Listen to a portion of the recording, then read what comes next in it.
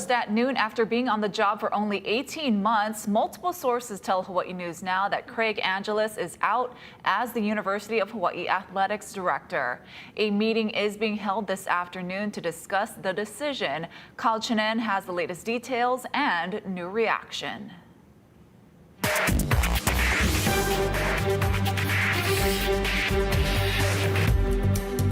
According to multiple sources, they tell Hawaii News Now that Craig Angeles is out as University of Hawaii Athletics Director. A meeting is expected to take place Tuesday afternoon to discuss the future of Angeles. It's not clear the exact nature of the meeting, but according to sources, Angeles has been dismissed by outgoing UH President David Lasner effective December 1st. Angeles had only been on the job for 18 months. A reason was not given for the dismissal. Angeles was not under contract as an at-will hire, meaning he could be let go or leave at any time during his tenure.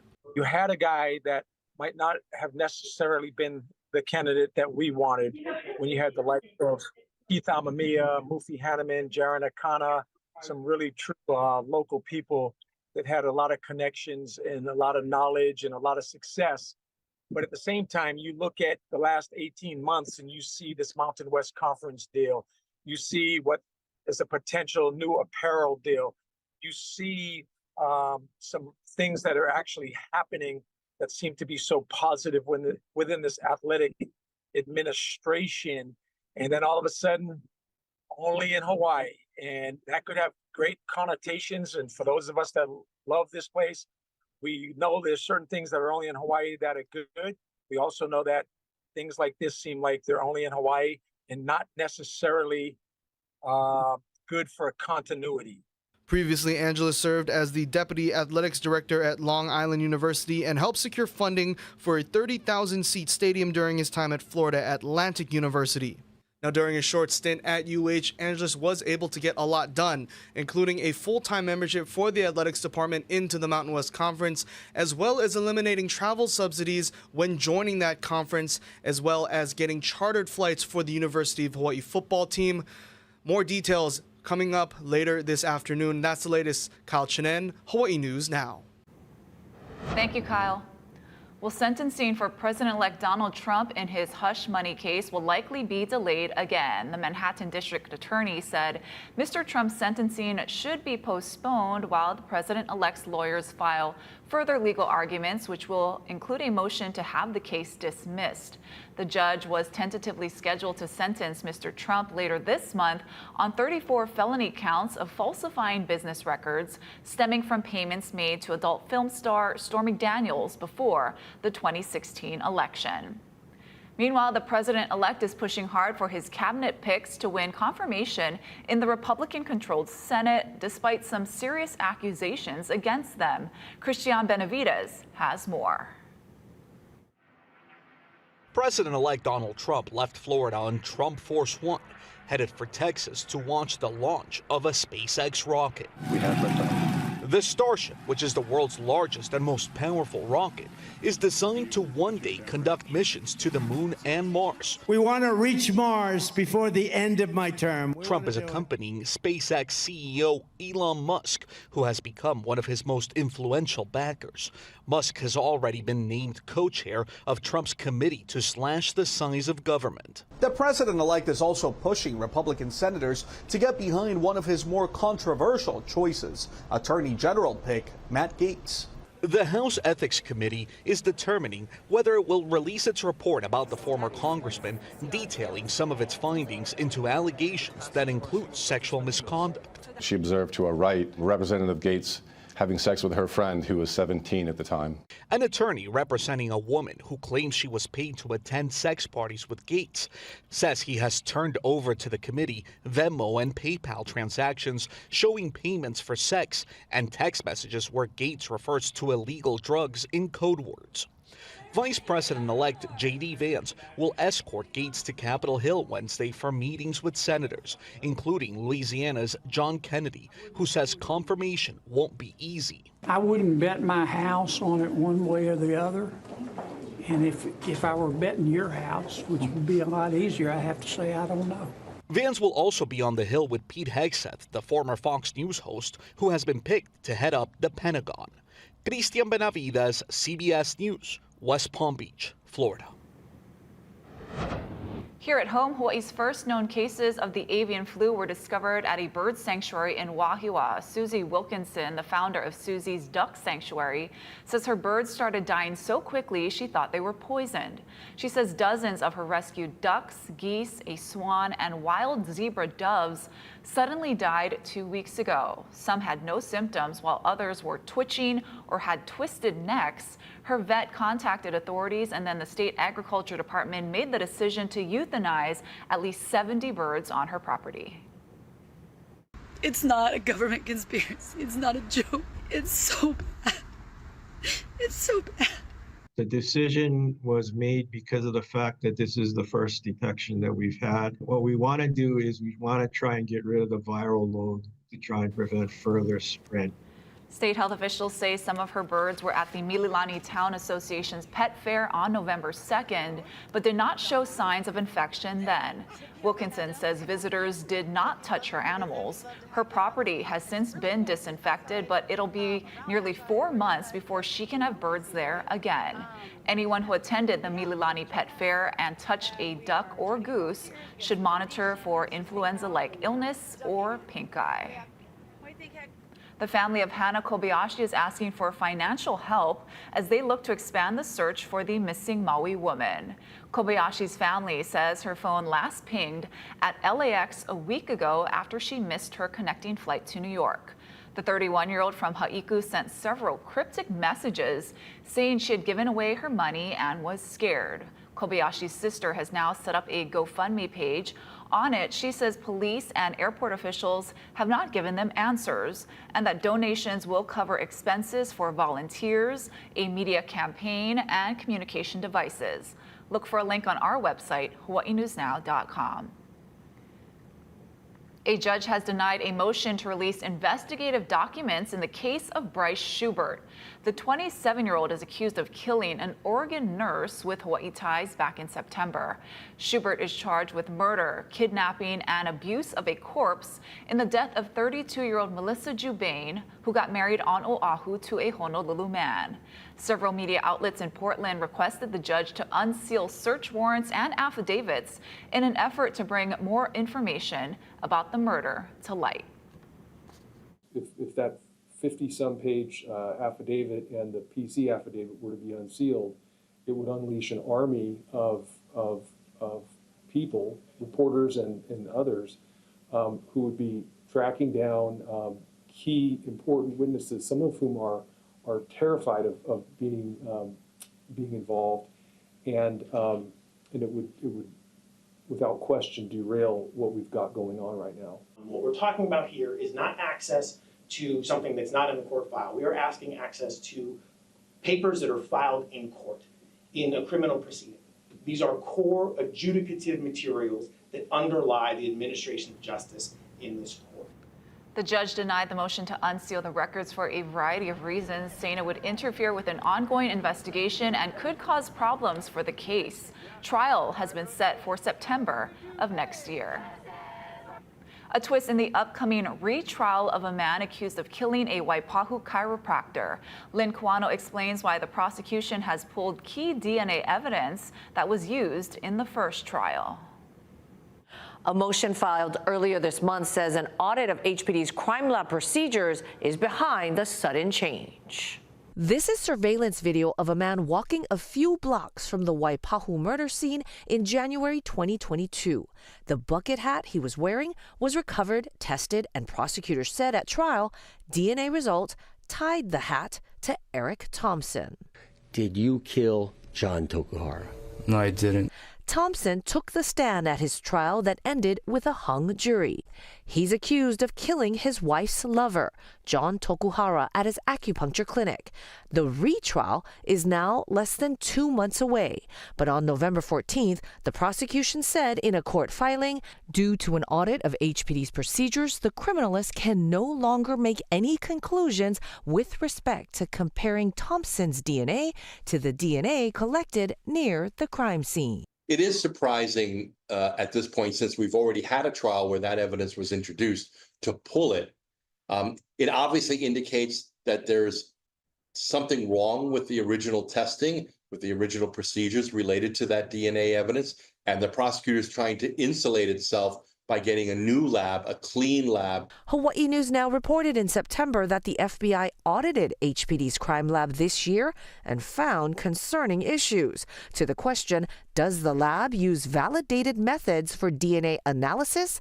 The answer was no. There were other questions that showed the lab didn't meet standards. A crime lab that's not following proper procedures is really running two separate risks. One is making a guilty person go free, and the other one, though, is making an innocent person get convicted for a crime they didn't commit. The prosecution wants to use a new lab ahead of the next trial set for January 13th. A judge will hear from both sides on the issue of the new lab and DNA testing later this week. I'm Lynn Kawano, Hawaii News Now.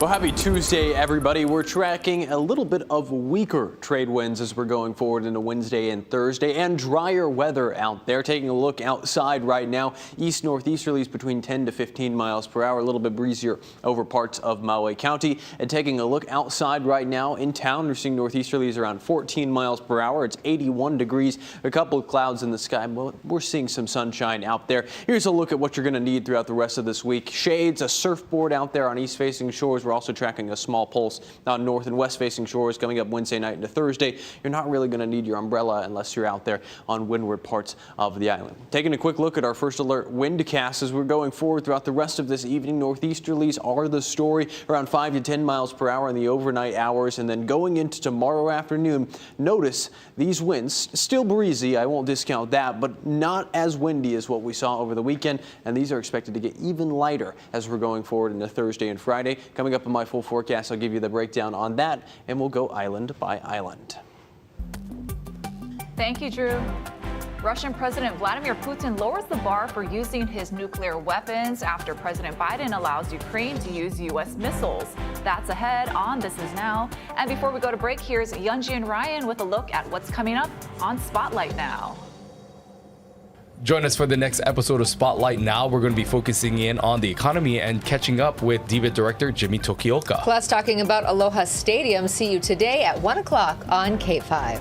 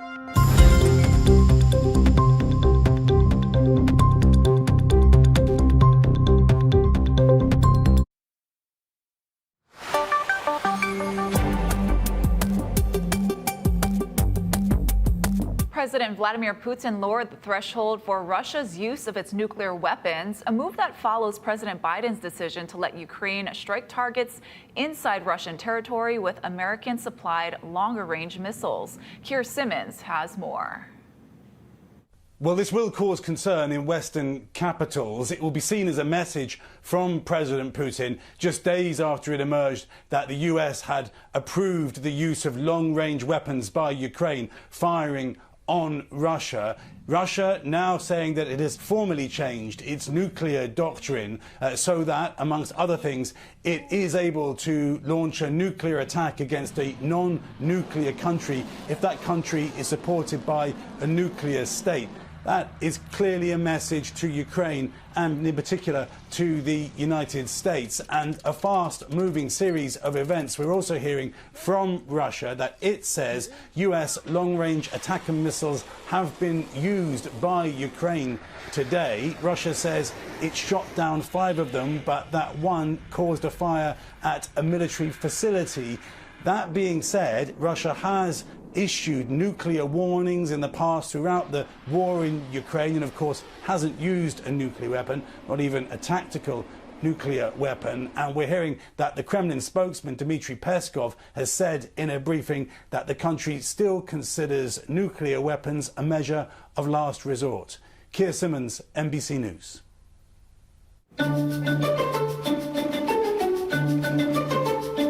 Hawaii is celebrating National Apprenticeship Week, spotlighting programs that are shaping the next generation of skilled workers. From teachers to construction workers, the state is working to expand opportunities. Casey Lund has more on this. Aloha from the Hawaii Carpenters Apprenticeship and Training Fund facility out here in Kapolei. This is a state-of-the-art space where the next generation of skilled laborers, whether they're contractors, doing drywall, all kinds of different trades, right under this roof, get real hands-on experience. But we're talking more broadly about apprenticeship opportunities in Hawaii and really the opportunities that exist, not just in the construction trade, but also education. We heard earlier today from DLIR Director Jade Butai about a new program expanding apprenticeship roles for teachers. But for the sake of this story, we're also talking about all those opportunities that exist in construction. I want to introduce Roger Ramirez. Excuse me. Good morning. You're instructor not out here in this facility. You teach at HCC, also work with Hawaiian Dredging.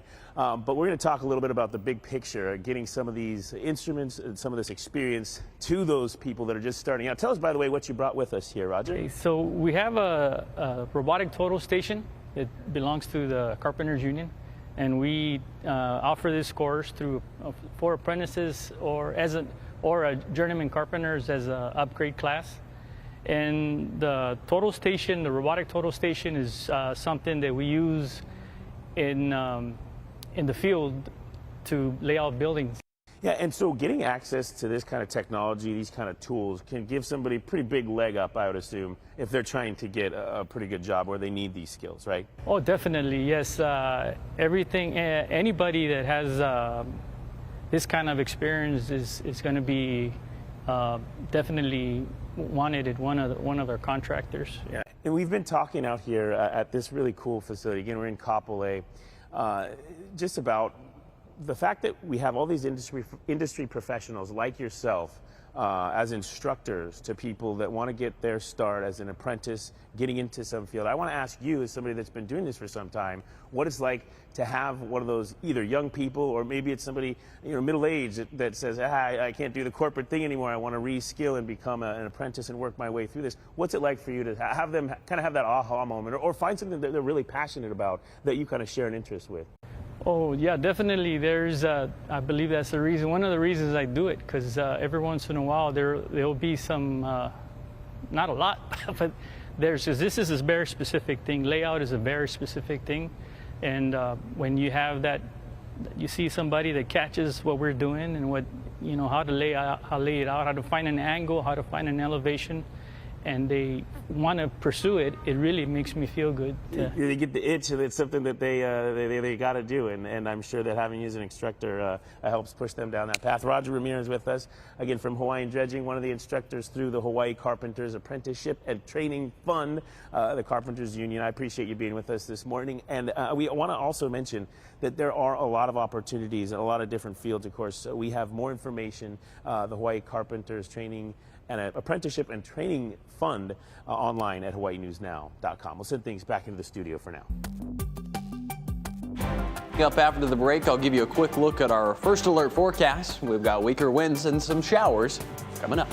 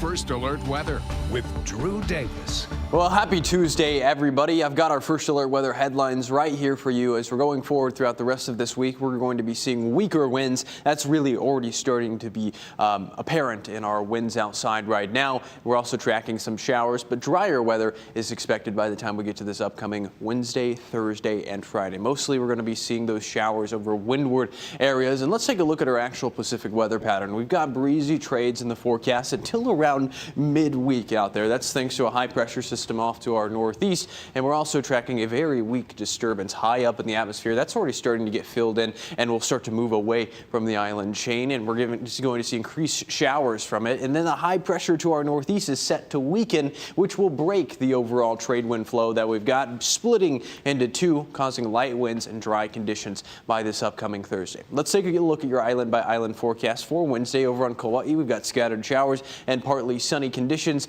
and moving down towards the gathering place, really nice trade wind weather is expected. Again, these trade winds are starting to weaken slowly and will be weaker by Thursday and Friday. Maui County, it's going to be breezy throughout the passes. East northeasterlies around 10 to 20 miles per hour, sometimes gusting higher than that. Over on the Kona side of the Big Island, around 82 degrees for a high temperature. A couple of Mauka showers, and over near Hilo, a better chance for some rainfall. Some heavy rainfall is possible with that disturbance that we've been tracking. Taking a look at the northern parts of the Big Island, scattered showers, a little bit cooler and partly sunny as well. Let's take a look at what's going on out the window right now on our First Alert radar and satellite. Couple of showers out there. Most of them are actually to the north of the island chain. Let's take it island by island. Kauai, relatively quiet. As you can see, we're not seeing those wind returns on the radar anymore. Kahuku saw some light rainfall just over the last hour, some rainfall along the Ko'olau as well. Maui County, quiet, and a similar story over near the Big Island, but we will continue to see windward showers throughout the next couple of days. But dry Drier weather is expected throughout midweek as we're going forward in our futurecast.